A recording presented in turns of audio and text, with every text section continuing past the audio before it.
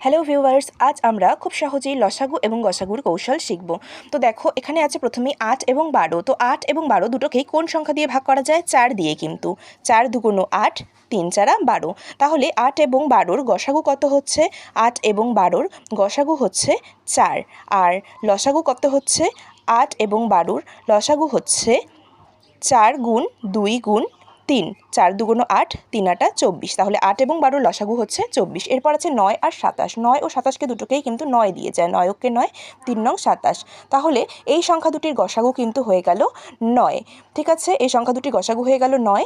আর লসাগু কিন্তু হচ্ছে 9 গুণ 1 গুণ 3, মানে লসাগু হলো 3 নং 27। ঠিক আছে, তারপর দেখো আছে 5 আর 15। 5 আর 15 দুটোকেই 5 দিয়ে ভাগ করা যায়। ঠিক আছে, তাহলে এই সংখ্যা দুটোর গসাগু হয়ে গেল 5। আর লসাগু কত?